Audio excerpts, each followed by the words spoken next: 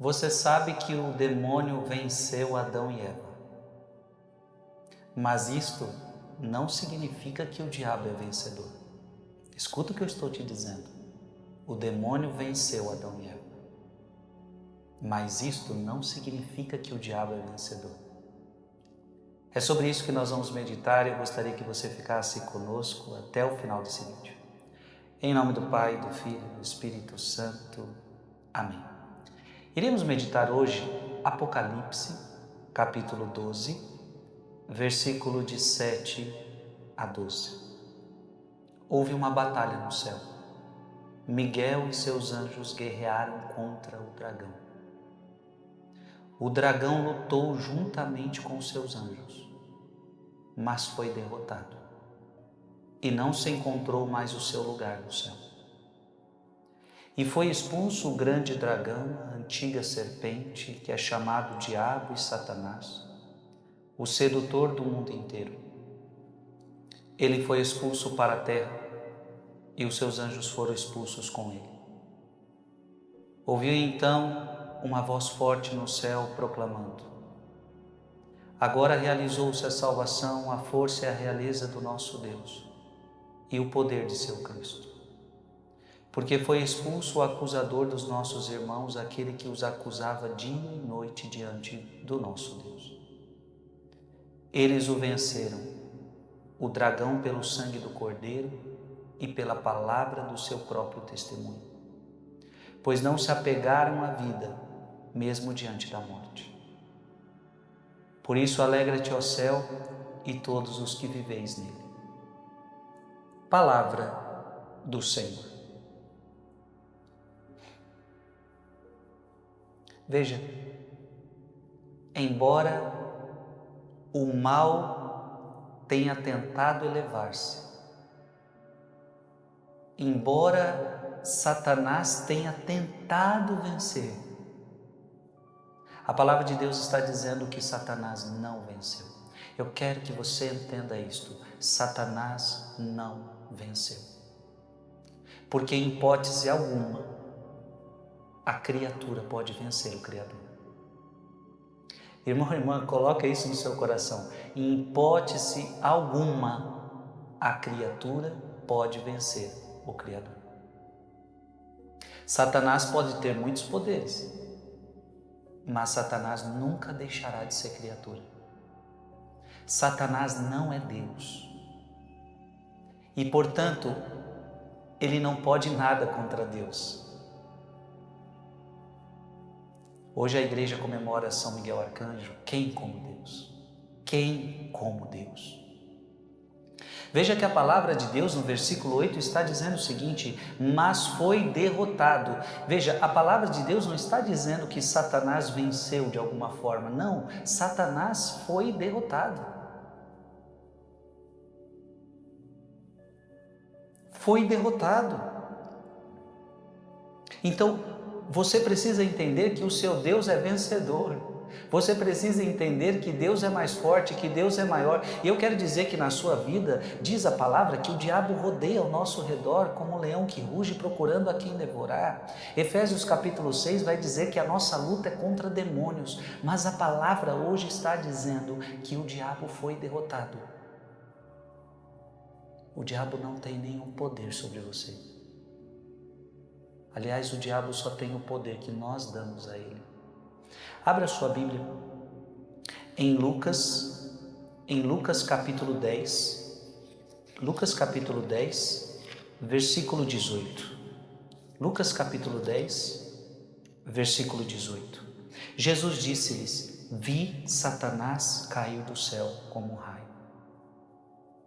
Aquilo que nós estamos vendo em Apocalipse, Jesus viu a queda de Satanás. Abra a sua Bíblia em Colossenses. Colossenses capítulo 2, versículo 15, e este versículo é maravilhoso. Expoliou os principados e potestades e os expôs ao ridículo. Olha que palavra linda. E os expôs ao ridículo, triunfando deles pela cruz. Satanás foi vencido definitivamente pela cruz do Senhor. A cruz de Jesus era a derrota de Satanás. Abra a sua Bíblia em Hebreus capítulo 2, versículo 14. Hebreus capítulo 2, versículo 14. Porquanto os filhos participam da mesma natureza, da mesma carne e do sangue, também ele participou, a fim de destruir pela morte, olha que bonito, a fim de destruir pela morte aquele que tinha o império da morte, isto é, o demônio. Ou seja, a palavra de Deus está dizendo que pela morte de Cristo, Cristo destruiu o demônio. Que palavra linda! O demônio é derrotado. O demônio é derrotado, o demônio está derrotado. Abra sua Bíblia agora em Romanos capítulo 16, versículo 20. O Deus da paz em breve não tardará a esmagar Satanás debaixo dos vossos pés. Essa palavra, ela precisa ressoar com força no seu coração. O Deus da paz em breve não tardará a esmagar Satanás debaixo dos vossos pés.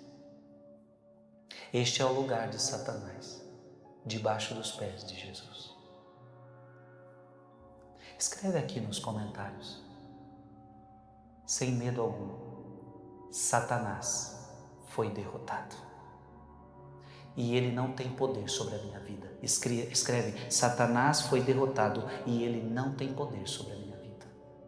Em nome do Pai, do Filho e do Espírito Santo. Amém. Mande esse vídeo para mais alguém. Você alguma vez já rezou em meio a lágrimas? Eu quero que você saiba que também Jesus já rezou em meio a lágrimas. Exato, eu estou falando que Jesus, ao dirigir sua prece, ao dirigir sua súplica, também chorou. É sobre isso que nós vamos meditar. Eu gostaria que você ficasse até o final desse vídeo. Em nome do Pai, do Filho e do Espírito Santo. Amém. Hebreus capítulo 5, versículos de 7 a 9. Cristo, nos dias de sua vida terrestre, dirigiu preces e súplicas com forte clamor e lágrimas. Aquele que era capaz de salvá-lo da morte, e foi atendido por causa de sua entrega a Deus. Mesmo sendo filho, aprendeu o que significa a obediência a Deus por aquilo que ele sofreu. Mas na consumação de sua vida, tornou-se causa de salvação eterna para todos os que lhe obedecem. Palavra do Senhor. Gente, olha que coisa impressionante. Cristo em tudo se fez igual a nós, menos no pecado. Cristo em tudo se fez igual a nós, menos no pecado. É próprio do ser humano chorar. Quem de nós nunca levantou uma oração a Deus em lágrimas? Quantas vezes as nossas orações são em lágrimas? Mas olha que bonito isso, Cristo, nos dias de sua vida terrestre, dirigiu preces e súplicas com forte clamor e lágrimas. Eu queria que você imaginasse agora Jesus chorando.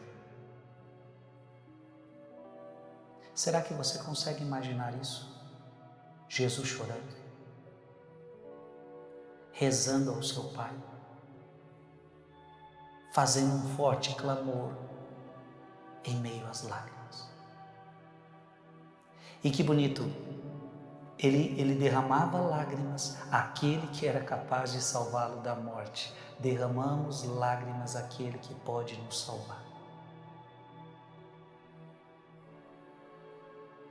Quantos anos Santa Mônica teve que chorar por Agostinho para que Agostinho se convertesse, e Agostinho se converteu.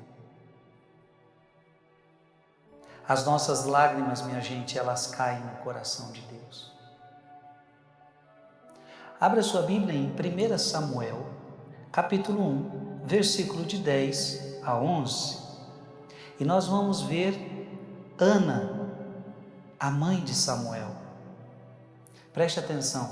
Ana, profundamente amargurada, orou ao Senhor e chorou copiosamente. Olha que bonito. Ela, amargurada, chorou copiosamente e fez um voto dizendo: Senhor dos exércitos, se vos dignardes olhar para a aflição de vossa serva e vos lembrardes de mim, se não vos esquecerdes da vossa escrava e lhe derdes um filho varão, eu o consagrarei ao Senhor durante todos os dias de sua vida, e a navalha não passará pela sua cabeça. E nós sabemos que Deus ouviu a oração de Ana. Nós sabemos que veio Samuel. Gente, olha como que veio Samuel. Samuel veio mediante lágrimas. Como eu dizia, como que veio a conversão de Santo Agostinho? Mediante lágrimas. Gente, eu posso falar da minha vida. Como que o Frei Gilson se converteu? Mediante as lágrimas da minha mãe. As lágrimas chegam ao coração de Deus. Abra sua Bíblia em Isaías, capítulo 38, versículo de 2 a 6. Então Ezequias voltou-se para a parede e se pôs a orar ao Senhor. Senhor, disse ele, lembrai-vos de que tenho andado diante de vós com lealdade de todo o coração, segundo a vossa vontade. E chorava, Ezequias, chorava abundantemente. Depois a palavra do Senhor foi dirigida a Isaías nestes termos: vai dizer a Ezequias, eis o que diz o Senhor, o Deus de Davi teu pai, ouvi tua oração, vi as tuas lágrimas. Meu irmão, essa palavra hoje é para você. Essa palavra hoje é para você. Ouvi a tua oração, eu vi as tuas lágrimas. Prolongarei tua vida por 15 anos e eu te livrarei a ti e a esta cidade das mãos do rei da Assíria. Protegerei esta cidade. Às vezes nós achamos que Deus não está vendo as nossas lágrimas. Às vezes temos a impressão de que Deus não está nem aí para o nosso choro. Eu quero dizer para você, Deus ouviu as lágrimas de Ana. Ouvi tua oração.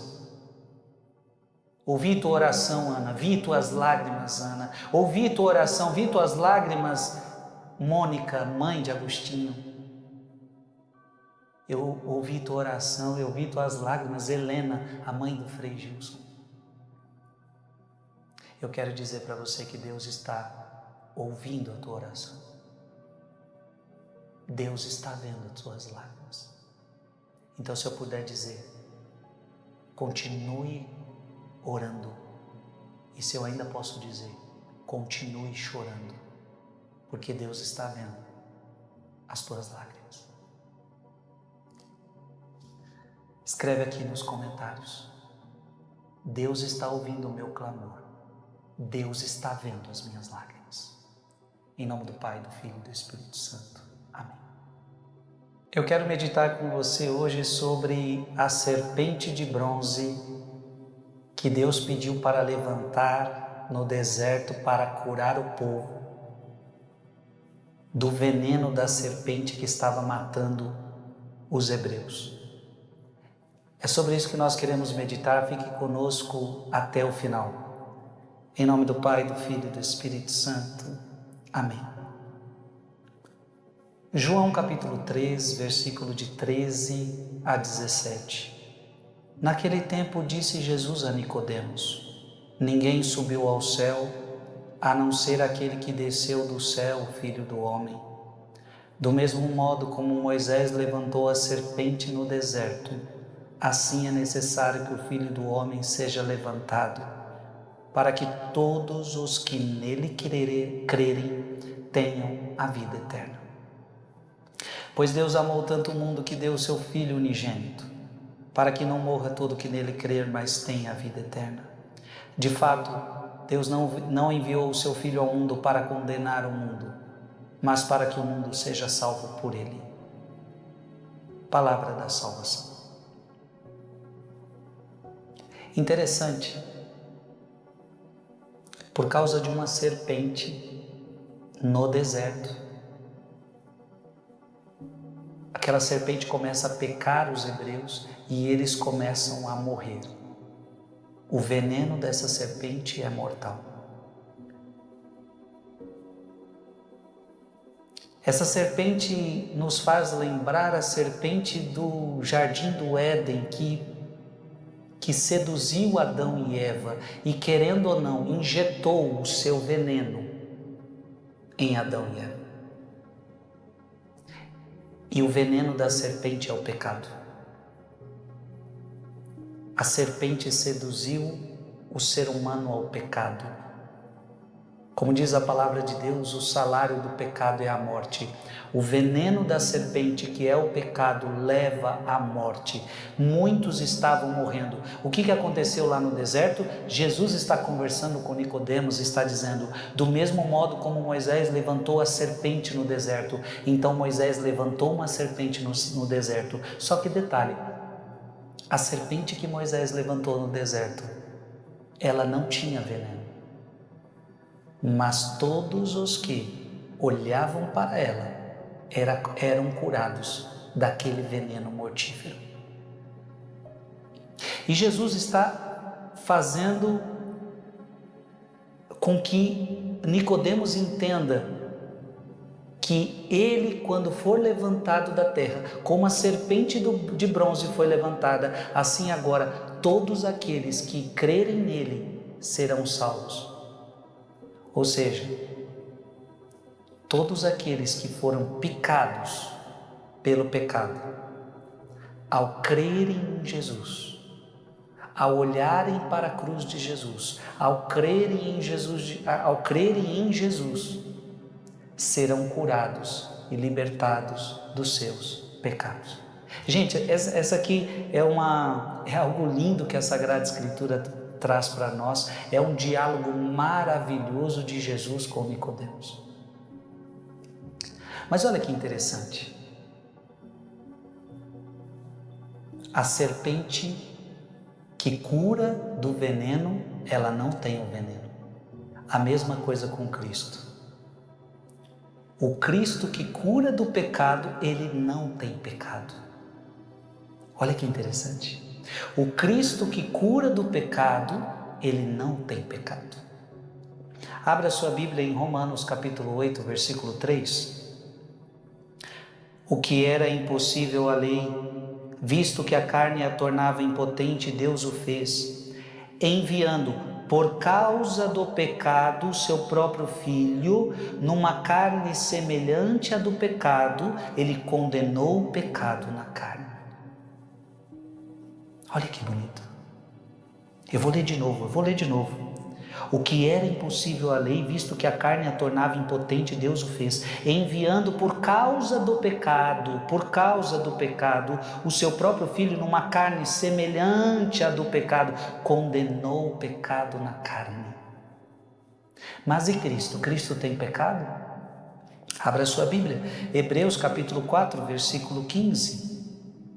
Porque não temos nele um pontífice incapaz de compadecer-se das nossas fraquezas. Ao contrário, passou pelas mesmas provações do que nós, com exceção do pecado. Com exceção do pecado. Cristo em tudo era igual a nós, menos no pecado. Abra sua Bíblia em 1 Pedro capítulo 2, versículo 22. Ele não cometeu pecado, nem se achou falsidade em sua boca. Ele não cometeu pecado. Ele veio para destruir o pecado. Abra a sua Bíblia e essa passagem é linda. 2 Coríntios capítulo 5, versículo 21. Aquele que não conheceu o pecado. Gente, está claro, sim ou não? Cristo não tinha pecado, Cristo veio destruir o pecado, assim como aquela serpente de bronze, ela curava quem tinha sido mordido pelo veneno da serpente, mas aquela serpente de bronze não tinha o veneno. Assim Cristo veio para curar o pecado, mas Ele mesmo não tem pecado. Aquele que não conheceu o pecado, Deus o fez pecado por nós, para que nele nós nos tornássemos justiça de Deus. Que palavra linda! Ele se fez pecado por nós, para tirar o nosso pecado, para nos salvar.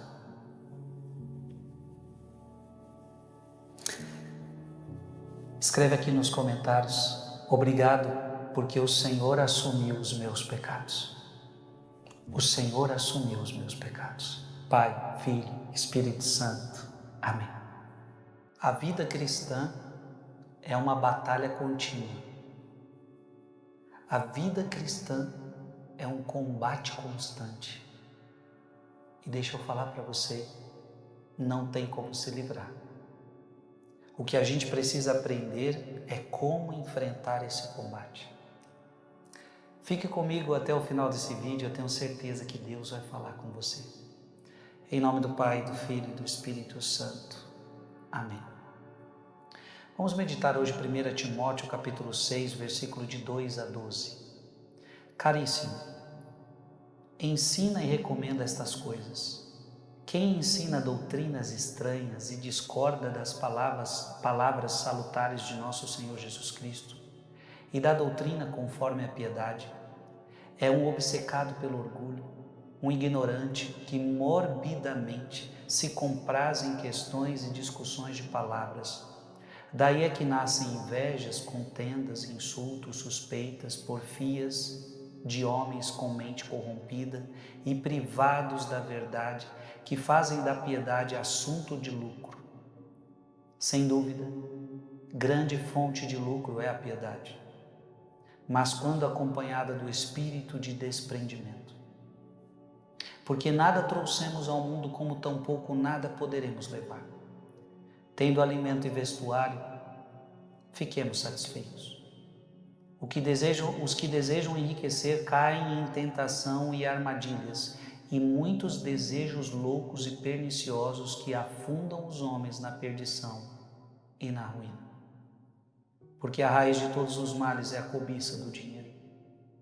Por se terem deixado levar por ela, muitos se extraviaram da fé e se atormentam a si mesmos com muitos sofrimentos. Tu que és um homem de Deus, foge das coisas perversas, procura a justiça, a piedade, a fé, o amor, a firmeza, a mansidão. Combate o bom combate da fé, conquista a vida eterna, para a qual foste chamado e pela qual fizeste tua nobre profissão de fé diante de muitas testemunhas. Palavra do Senhor. Combate o bom combate da fé. Você precisa combater o bom combate da fé. Esse combate que vai fazer você ganhar a vida eterna. Devemos combater o bom combate da fé. Veja, combate o bom combate da fé, conquista a vida eterna. Toda vez que há um combate é para conquistar alguma coisa. Então muitas vezes quando um país combate contra outro país, o que eles querem? Um quer a terra do outro, sei lá o que eles querem. Cada um tem um objetivo. A batalha, ela quer uma conquista. E veja qual é o nosso combate. E veja qual é o bom combate, é o bom combate da fé. Nós queremos conquistar a vida eterna. Para que nós combatemos? Nós combatemos para conquistar a vida eterna. Você está entendendo? Todo combate tem uma meta. A meta é a conquista de algo. O que nós estamos querendo conquistar? Nós queremos conquistar a vida eterna. E para conquistar a vida eterna, nós vamos precisar combater. Ah, mas eu quero a vida eterna, mas eu não quero combater. Então você não vai conseguir conquistar a vida eterna. Você vai morrer no meio do caminho. Só vai conquistar a vida eterna quem combater o bom combate. Abra sua Bíblia em Efésios capítulo 6, versículo de 11 a 12. Revesti-vos da armadura de Deus para que possais resistir às ciladas do demônio. E veja, essa batalha é contra quem? A Bíblia já está dizendo, esta batalha é contra o demônio. Pois não é contra homens de carne e sangue que temos de lutar, mas contra os principados e potestades, contra os príncipes deste mundo tenebroso, contra as forças espirituais do mal espalhadas nos ares. Então, vamos combater com quem? Com quem que é essa batalha? Essa batalha é contra o demônio. A palavra de Deus está deixando clara. Não é contra homens de carne, não é contra homens de sangue. Os cristãos, eles batalham contra os demônios. Abra sua Bíblia em 2 Timóteo capítulo 4, versículo de 7 a 8. Combati o bom combate, aqui é Paulo, combati o bom combate, terminei a minha carreira, guardei a fé. Resta-me agora receber a coroa da justiça que o Senhor, justo juiz, me dará naquele dia, e não somente a mim, mas a todos aqueles que guardam com amor a sua aparição. E Paulo está prestes a receber o prêmio. E por que vai receber o prêmio? Porque combateu o bom combate.